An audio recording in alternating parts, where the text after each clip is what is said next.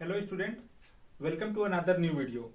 Student, आज की इस वीडियो में हम डिस्कस करेंगे ड्राइंग। यानी ड्राइंग एक चैप्टर है हमारे फार्मास्यूटिक्स में, और बी फार्मा में एक सब्जेक्ट है जिसका नाम है फार्मास्यूटिकल इंजीनियरिंग, और डी फार्मा में फार्मास्यूटिक्स फर्स्ट। यानी फार्मास्यूटिक्स में एक चैप्टर है जिसका नाम है ड्राइंग। उसमें एक टॉपिक है जिसका नाम है फ्लूइडाइज्ड बेड ड्रायर, यानी एक तरह का ड्रायर है जो ड्राइंग प्रोसेस में इन्वॉल्व होता है। उसका एक इक्विपमेंट है ड्राइंग का, जिसके बारे में हम आज इजी वे में समझेंगे, डिटेल में थोड़ा सा और बहुत ही आसान भाषा में। तो सबसे पहले हम ये समझते हैं कि ड्राइंग क्या होता है। तो फ्रेंड्स, ड्राइंग वो प्रोसेस है जिसमें हम किसी भी मटेरियल में से मॉइस्चर को या तो उसमें से हिंदी में बोले तो नमी को बाहर निकालने का एक प्रोसेस होता है जिसको हम बोलते हैं drawing with the help of heat. यानी हीट की मदद से उसको वेपराइजेशन प्रोसेस भी बोला जाता है। हीट की मदद से जब हम किसी मटेरियल में से मॉइस्चर को बाहर निकालते हैं और उसे पूरी तरह से 100% ड्राई कर देते हैं, जिसमें से हीट पूरी तरह से मॉइस्चर पूरी तरह से निकल जाता है, तो उस प्रोसेस को क्या बोलते हैं? ड्राइंग। और ड्राइंग प्रोसेस में बहुत सारे इक्विपमेंट हम लोग पढ़ते हैं फार्मेसी में, बी फार्मा और डी फार्मा दोनों में। तो उसी में हम एक टॉपिक पढ़ते हैं फ्लूइडाइज्ड बेड ड्रायर, यानी एक ड्राइंग प्रोसेस का एक इक्विपमेंट है जिसको हम आज डिस्कस करने जा रहे हैं। हमने बोर्ड पे उसका कंस्ट्रक्शन बना रखा है, यानी कैसा होता है, कैसा दिखता है, एक डायग्राम है। साथ ही हम उसका इंट्रोडक्शन समझेंगे, प्रिंसिपल समझेंगे, कंस्ट्रक्शन समझेंगे, वर्किंग समझेंगे, कैसे वर्क करता है, क्या यूज है, क्या एडवांटेजेस हैं और क्या डिसएडवांटेजेस है। तो सबसे पहले हम इसका इंट्रोडक्शन देखते हैं। तो फ्रेंड्स, जो फ्लूइडाइज्ड बेड ड्रायर होता है वो मोस्ट वाइडली यूज्ड होने वाला, फार्मास्यूटिकल इंडस्ट्री में सबसे ज्यादा यूज होने वाला ड्रायर है, जो कि हर फार्मास्यूटिकल इंडस्ट्री में यूज होता है। और इसका ये क्या करता है कि इसमें इसी सिस्टम में, सिर्फ और सिर्फ इसी सिस्टम में direct contact of particles with the air, यानी कि डायरेक्ट पार्टिकल्स का कॉन्टेक्ट एयर के साथ या हॉट एयर के साथ हो पाता है। ये था इसका इंट्रोडक्शन। और अब हम बात करते हैं इसके प्रिंसिपल की। तो बोर्ड पे हमने लिख रखा है, इसका प्रिंसिपल है फ्लूइडाइजेशन। ये इस प्रिंसिपल पे काम करता है, इस सिद्धांत पे काम करता है। अब फ्लूइडाइजेशन क्या होता है? तो फ्लूइडाइजेशन वो प्रोसेस है फ्रेंड जिसमें हम किसी भी अपने पाउडर या ग्रेन्यूल को किसी हॉट एयर के में सस्पेंड करके, यानी उसमें क्या करते हैं, घोल के, एक तरह से कहा जाए तो फ्लूइडाइजेशन वो प्रोसेस है जिसमें हम किसी भी पार्टिकल्स या किसी भी ग्रेन्यूल को एयर के कांटेक्ट में लाके और उसको क्या करते हैं, ड्राई करते हैं, या उसमें पूरी तरह से घोल देते हैं एयर में, पूरा का पूरा पार्टिकल हमारा सस्पेंड हो जाए, उसको क्या बोलते हैं? फ्लूइडाइजेशन। और इस प्रोसेस में हम कौन सा एयर लेंगे? Hot air.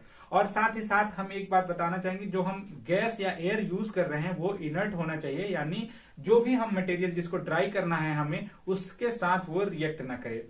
ये था इसका प्रिंसिपल। यानी एक बार फिर बताना चाहूंगा कि ये फ्लूइडाइजेशन प्रिंसिपल पे काम करता है। फ्लूइडाइजेशन का मीन्स हम अपने पार्टिकल्स को या ग्रेन्यूल को एयर में सस्पेंड करके उसको क्या करते हैं? ड्राई करते हैं with the high pressure of air, यानी बहुत ज्यादा प्रेशर के साथ एयर को हम उसमें फ्लो करवाते हैं और हमारा पार्टिकल्स उस एयर में सस्पेंड होता है, और जो मॉइस्चर होता है वो गर्म हवा की वजह से या इनर्ट गैस की वजह से मॉइस्चर बाहर निकल जाता है।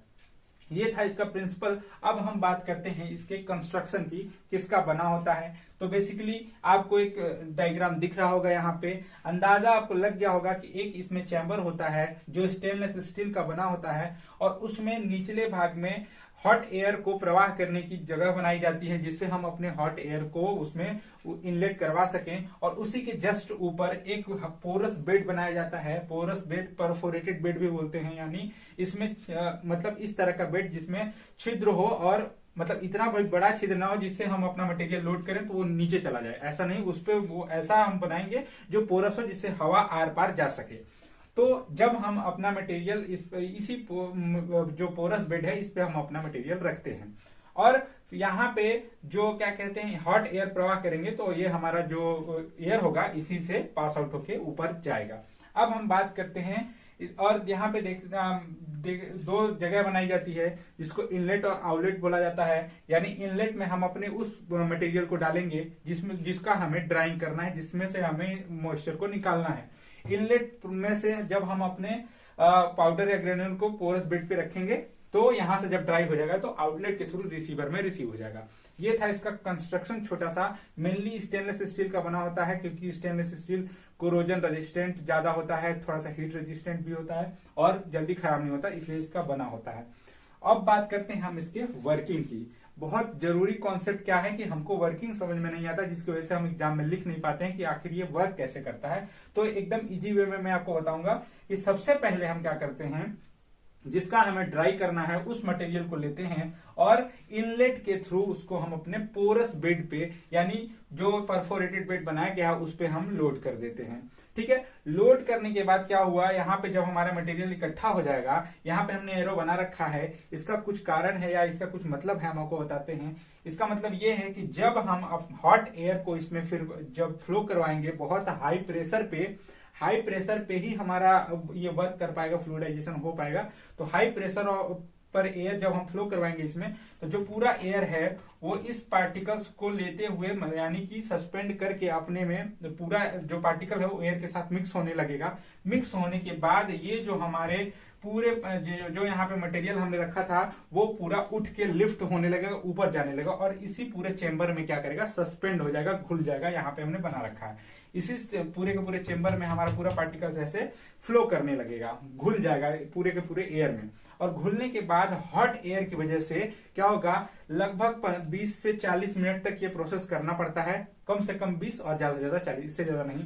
इसके बाद क्या होगा कि जब हमारा एयर, इस हॉट एयर यहाँ हमारे पार्टिकल्स के बीच में सस्पेंड हो जाएगा, तो जो हमारे पार्टिकल्स के सरफेस पे मॉइस्चर है या उसके अंदर जो मॉइस्चर है वो पूरा का पूरा क्या होगा, इधर से ऊपर की ओर मॉइस्चर आउटलेट के थ्रू क्या होगा, वो बाहर निकलने लगेगा, यहां से वेपराइजेशन होने लगेगा उसका। ये प्रिंसिपल है इसका फ्लूइडाइजेशन, या तो इसको ये पूरे के पूरे प्रोसेस को ही वेपराइजेशन भी बोलते हैं, क्योंकि हम हॉट एयर दे रहे हैं और हमारा जो मटेरियल है उससे वेपर बन के हमारा जो मॉइस्चर है वो बाहर निकल जा रहा है। हमारा मकसद यही था कि हम अपना जो भी मटेरियल था या ग्रेन्यूल है या पाउडर है उसमें से हमें मॉइस्चर को बाहर निकालना था पूरा का पूरा, उसी को बोलते हैं ड्राइंग।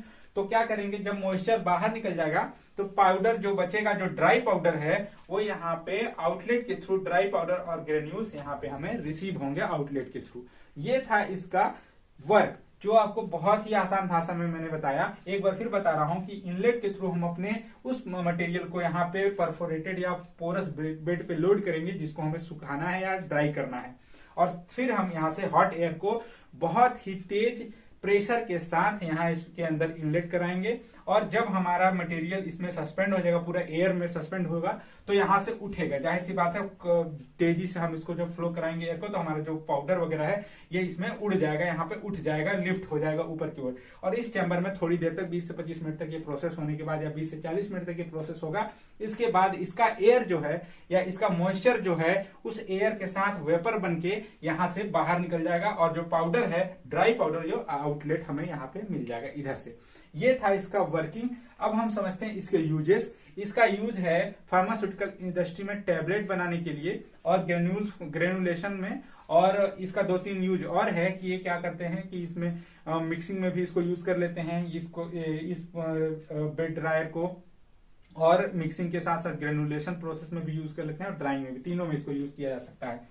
एडवांटेजेस यही है इसका। एक एडवांटेज मैंने बताया अभी कि इसको तीनों प्रोसेस में यूज किया जा सकता है, ड्राइंग में, ग्रेनुलेशन में और मिक्सिंग में भी इसको यूज कर लेते हैं कभी कभी।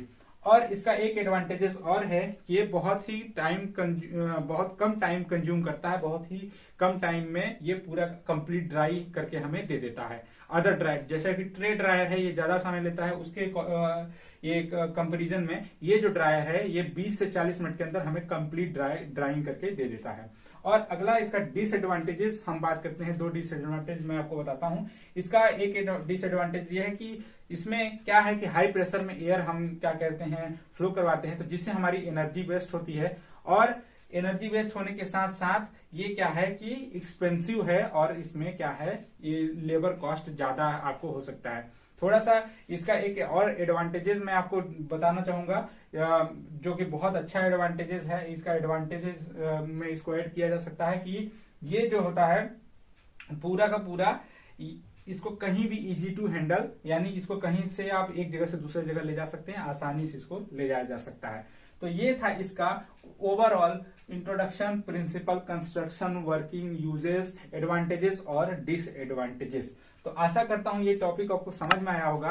अगर ये टॉपिक समझ में आया हो तो हमारे चैनल को सब्सक्राइब करें और बेल आइकन को जरूर प्रेस करें, ताकि आगे जितनी भी फार्मेसी से रिलेटेड सब्जेक्ट के वीडियोस हम बनाएं वो उसका नोटिफिकेशन आप तक जरूर पहुंचे। Thank you.